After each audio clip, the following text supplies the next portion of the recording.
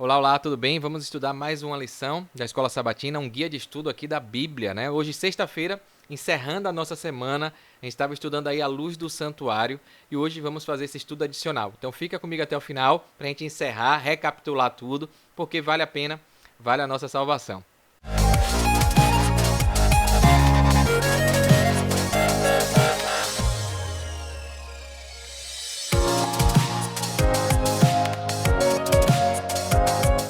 Vamos lá então, né? Que bom estar com você aqui mais uma vez. O sábado já está pertinho de chegar. Vou fazer aqui a transição e orar contigo também, né? Vamos orar aqui rapidamente. Querido Deus, amado Pai, muito obrigado pelo dia, né? Pela semana que passou, pela superação das tribulações, né? Que o Senhor nos abençoe, nos proteja, nos guarde, nos prepare para receber o teu santo sábado. Abençoa cada pessoa que acompanha aqui, me dê sabedoria para que a gente possa estudar e encontrar a verdade na tua palavra. Perdoa os nossos pecados.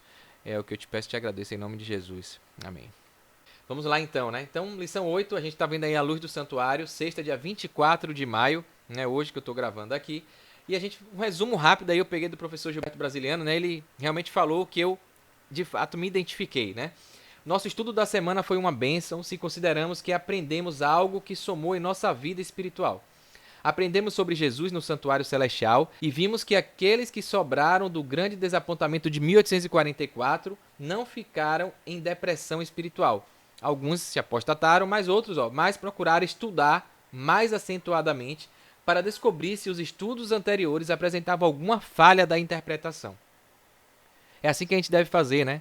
Se a gente vê alguma coisa, alguma pessoa dizendo que a interpretação é diferente, a gente tem que reestudar, ver se tem evidência, se tem eficácia, eficiência, efetividade nesse estudo, para a gente poder aprender de fato a verdade, né? E não ficar como muitos aí, né, da igreja primitiva ficaram, né? Interpretando errado, uns se apostataram porque, né, se decepcionaram, ao invés de buscar, reestudar, aprender e encontrar a verdade. Nessa busca, a galera que viu que errou e que tinha alguma coisa errada, tinha alguma falha e voltou a reestudar, a se apegar mais profundamente à Bíblia e a Deus, descobriram que Jesus não viria à Terra para purificá-la, né? Mas passaria do lugar santo para o lugar santíssimo, no santuário do céu, e iniciaria a obra chamada juízo investigativo, né, o pré-advento, no qual não haveria nenhum erro, pois o juízo seria feito por Jesus, o sumo sacerdote perfeito que deseja nossa salvação. Os registros a partir desse juízo mostrariam sem erros os salvos e perdidos de todas as eras. Então, qual é o intuito de tudo isso? É Jesus mostrar o universo mediante registros físicos, registros de atitudes, de comportamento, de escolhas, mostrando de fato as provas para Satanás e para todo o universo de quem de fato tem o direito a herdar a vida eterna pela graça de Cristo, pela morte que ele teve na cruz, né? E aqueles que não vão ter, porque infelizmente não aceitaram, né? Poderiam até dizer que aceitou, mas da boca para fora. O que foi registrado lá no livro, na prática, não condizia com o que eles falavam, né? A gente vive nesse mundo de hoje, né? Que uns façam o que eu digo, mas não façam o que eu faço, né? Então, para Jesus, a prática tem que estar coerente com a teoria. Então, você demonstra isso com as obras, tá bom? Então, é isso que a gente está colocando aqui. Deixa eu só fazer um zoom aqui para vocês verem melhor. Prontinho, né? Então, dá um zoom aqui agora, aqui deu um zoom para melhorar para vocês aí, tá bom? Então, aqui, ó, o professor brasileiro trouxe uma ilustração também bem bacana, né? O nome de David Keyes está listado no Memorial de Veteranos Mortos no Vietnã, em Washington, Estados Unidos. Um pequeno losango está gravado ao lado desse nome para indicar que ele morreu em combate.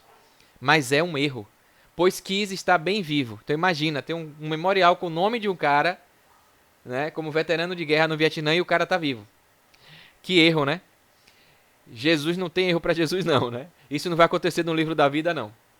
Ele está vivendo em Wisconsin com sua esposa e os seus 5 filhos.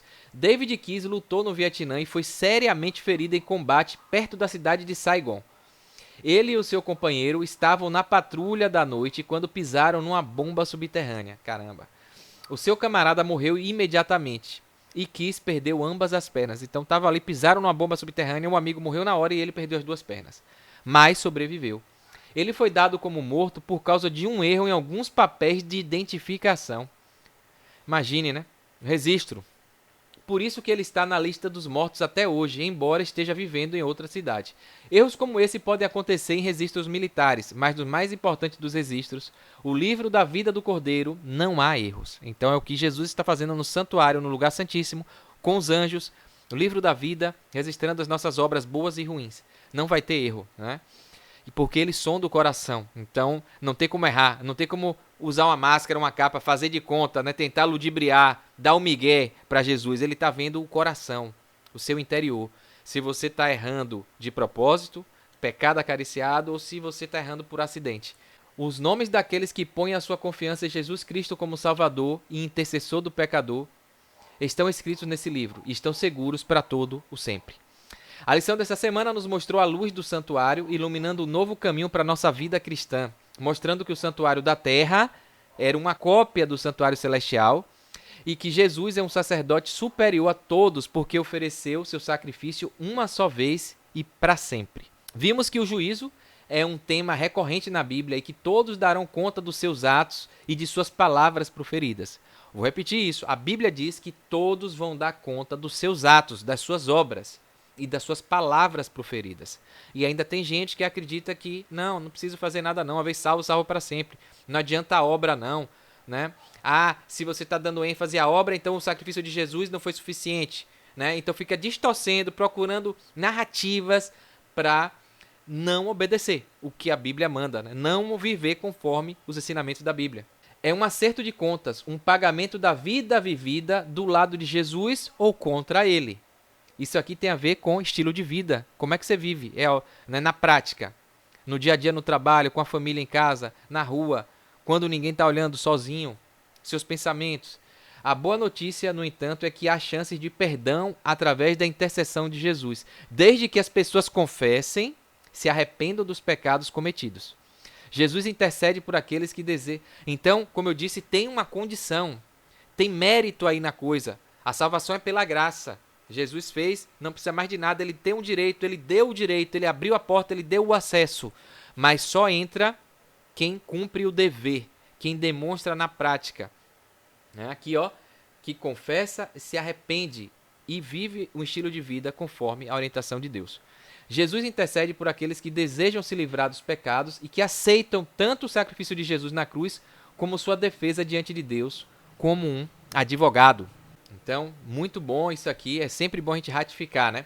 E aqui, o comentário da lição do Guia de Estudo Adventista, né? O estudo adicional, falando aqui dessa profetisa, da escritora Ellen White, né? Que estava lá no momento da decepção, do grande desapontamento em 1844, e foi uma das que decidiu estudar profundamente e recebeu o dom do Espírito Santo profético, né? De visões, sonhos, interpretações, quase semi-analfabeta praticamente, doente, quase morre, né? E, enfim, escreveu hoje best-sellers no mundo que inspiram diversas áreas da psicologia, da saúde, da educação, né? Enfim, das finanças, enfim, muita literatura. Ellen G. White descreve a atuação de Jesus em nosso favor no juízo e o nosso papel.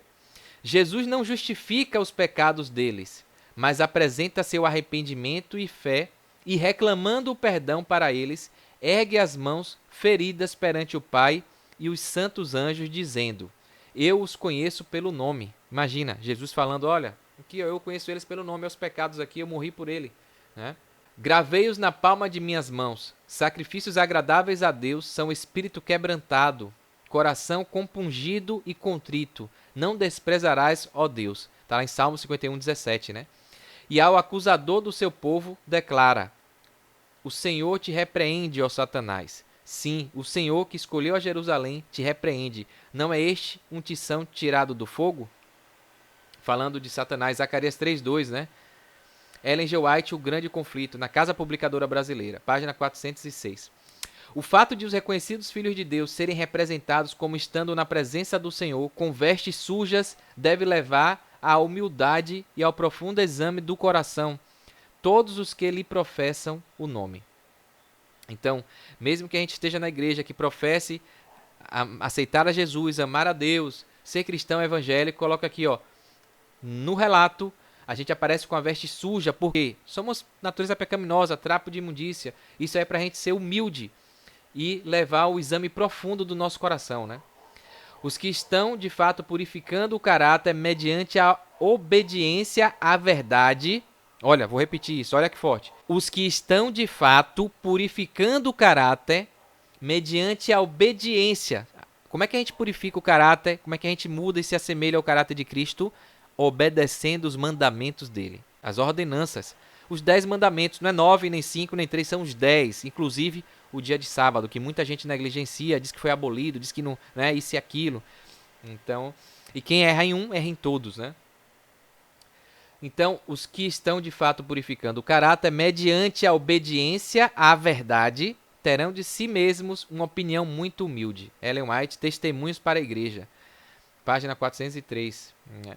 Casa Publicadora Brasileira, ano 2021. E ela fala aqui também no grande conflito. Vivemos hoje no grande dia da expiação. Dia do perdão, né? Todos aqueles que quiserem que seu nome seja conservado no livro da vida devem agora, é já, é hoje, nos poucos dias que lhe restam do tempo da graça, humilhar-se diante de Deus, em tristeza pelo pecado e em arrependimento verdadeiro. Né? Ou seja, a gente tem que se arrepender, tem que estar contrito, pedir a Deus sabedoria, força para não cair e procurar obedecer o que Deus pede, né? Os 10 mandamentos, que se resumem em 2, como eu sempre falo, amar a Deus sobre todas as coisas e ao próximo como a gente ama a nós mesmos, né? Que é difícil, tarefa árdua aí, tá bom? Então é isso, eu espero que você tenha gostado, curte, comenta, compartilha, que Deus te abençoe, o sábado tá chegando logo logo e eu finalizo aqui dizendo para você, ó minha alma, gosto muito desse salmo, Salmos 62, 5. Ó minha alma, espera silenciosa somente em Deus, porque dele vem a minha esperança. Né? Então a esperança da gente tem que estar em Deus, na Bíblia Sagrada, não em placa de igreja, em denominação, em líder religioso, seja pastor, bispo, padre, ancião, discípulo, discipulador. Procura a Bíblia, Deus, Jesus, o Espírito Santo e busca a verdade. Porque a Bíblia fala que e conhecereis a verdade e a verdade vos libertará. Libertará do estilo de vida errado, da negligência de alguns pontos que a Bíblia aponta como importantes, enfim. E você vai estar, de fato, obediente, contrito, de forma humilde, se preparando, purificando o seu caráter, né, para nos encontrarmos nos ares com o nosso Jesus Cristo e morar com Deus no céu, tá bom? Então, feliz sábado. Salmo 25:5. Guia-me na sua verdade e ensina-me, pois tu és, ó Deus, o Deus da minha salvação, né? E aí tem o pôr do sol, dia 24 de maio, tá aqui, ó, em Manaus, Salvador, aqui onde eu estou, 17 e 14, vai começar o sol se pôr, e aqui em várias capitais aí do Brasil, tá bom? Que Deus te abençoe, te proteja, te guarde, é o meu desejo aí nesse sábado. Descansa, aproveita essa sexta-feira à noite, que é o pôr do sol, já se inicia o sábado, até o pôr do sol de amanhã, para ficar mais perto de Deus, ler, recapitular a Bíblia, estudar. A gente já começa um outro estudo aí a partir de amanhã, né, dia 25 de maio, tá bom? E eu espero você aqui. Então aproveita, curte, comenta, segue aqui no canal, se inscreve aqui no canal para dar essa moral aí pra gente, para esse conteúdo chegar para mais pessoas, tá bom? Um forte abraço, sucesso, fique com Deus.